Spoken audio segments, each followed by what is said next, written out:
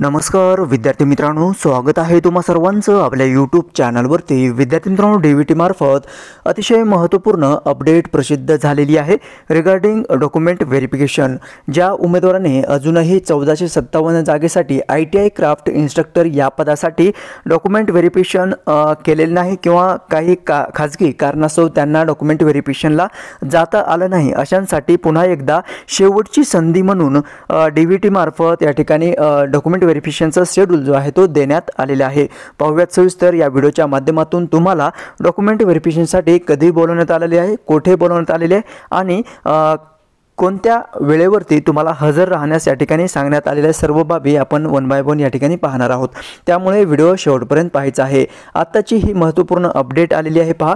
Document verification schedule candidate absent for DV dated 17, 20 आणि 28 तारखेला जी या ठिकाणी शेड्यूल देण्यात आलेलं होतं, त्या शेड्यूलमध्ये जे उमेदवार ॲब्सेंट राहिलेले होते अशांसाठी ही शेवटची संधी असणार आहे। पहा, ॲडव्हर्टाइजमेंट नंबर या ठिकाणी देण्यात आलेला आहे 1/2022, ठीक आहे।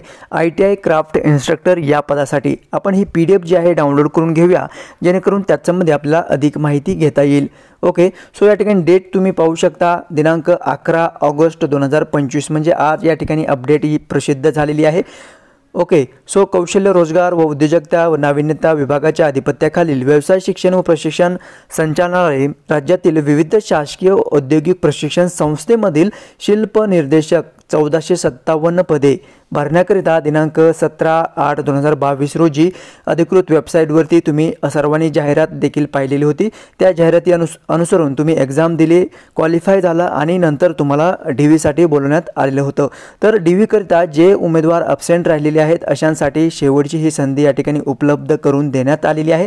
तर तुम्हाला दिनांक 19/8/2025 म्हणजे 19 ऑगस्ट 2025 रोजी ठीक सकाळी 11 वाजता एल्फिन्स्टन तांत्रिक विद्यालय सेंट्रल हॉल, पहिला मजला, महानगरपालिका मार्ग, वासुदेव बळवंत फडके चौक, मेट्रो सिनेमा समोर डॉक्युमेंट व्हेरिफिकेशन तुमचं या ठिकाणी होणार आहे। ज्यावेळेस तुम्ही डॉक्युमेंट व्हेरिफिकेशनसाठी जाताल त्यावेळेस तुम्हाला तुमचे जे काही ओरिजिनल डॉक्युमेंट असतील त्या ओरिजिनल डॉक्युमेंटच्या 2 प्रपत्र म्हणजे 2 संच करायचा आहे। त्यामध्ये तुमचे प्रमाणपत्र असतील, कागदपत्र पडताळणीचे मूळ प्रती असतील, साक्षांकित केलेल्या झेरॉक्स प्रतीचे 3 संच आणि लेटेस्ट पासपोर्ट साईज कलर फोटोच्या 3 प्रती घेऊन तुम्हाला वेळेवरती ठीक सकाळी 11 वाजता त्या ठिकाणी हजर राहायचं आहे 19 ऑगस्ट रोजी, ठीक आहे। तर नंतर जे काही या ठिकाणी सांगण्यात आलेलं आहे डॉक्युमेंट व्हेरिफिकेशन संदर्भातच्या काही महत्त्वाच्या अटी आणि शर्ती देखील आहेत, त्या तुम्हाला रीडअप करायचं आहे। याची लिंक आपल्या व्हिडिओच्या डिस्क्रिप्शन बॉक्समध्ये तुम्हाला प्रोव्हाइड केली जाईल, त्या लिंकवरती क्लिक करून तुम्ही ही PDF डाउनलोड करून घ्यायचं आहे। आता महत्त्वाचे कोणते कोणते डॉक्युमेंट तुम्हाला आवश्यक असणार आहे डॉक्युमेंट व्हेरिफिकेशन करतेवेळी, तर पहा, डोमेसाईल सर्टिफिकेट हे अनिवार्य असणार आहे, सर्व उमेदवारांकरिता ते आवश्यक असणार आहे। नंतर वयाबाबतचा पुरावा, नंतर यामध्ये शैक्षणिक अर्हता, एज्युकेशनल क्वालिफिकेशनचे जे काही तुमचे सर्टिफिकेट असतील ते सर्व तुम्हाला या ठिकाणी लागतील। नंतर अनुभव जर तुम्हाला असेल तर अनुभव सर्टिफिकेट देखील या ठिकाणी लागेल। नंतर लहान कुटुंबियाचे प्रतिज्ञापत्र, ओके, सो लहान कुटुंबियाचे प्रतिज्ञापत्र पहा, यामध्ये हे सर्व उमेदवारांकरिता आवश्यक असणार आहे। जर तुम्ही विवाहित असाल, अविवाहित असाल तर या ठिकाणी तुम्हाला हे लहान कुटुंबियाचे प्रतिज्ञापत्र द्यावंच लागणार आहे। ओके, सो जात वैधता प्रमाणपत्र देखील या ठिकाणी लागेल। यामध्ये मागास प्रवर्गातील उमेदवारांकरिता आवश्यक जात प्रमाणपत्रासोबत सक्षम प्राधिकरणाने निर्गमित केले जात वैधता प्रमाणपत्र असल्यास ते देखील सादर करता येणार आहे।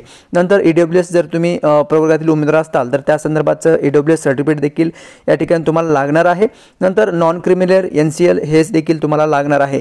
याबाबत पहा, या ठिकाणी सन 2022-23 या आर्थिक वर्षाचे नॉन क्रिमिनल प्रमाणपत्र तुमच्याकडे असणे आवश्यक असणार आहे। म्हणजे ज्यावेळेस जाहिरात प्रसिद्ध झाली त्या जाहिरातीच्या अनुसरून त्या आर्थिक वर्षामधलं नॉन क्रिमिनल NCL तुमच्याकडे असणे आवश्यक असणार आहे, ठीक आहे।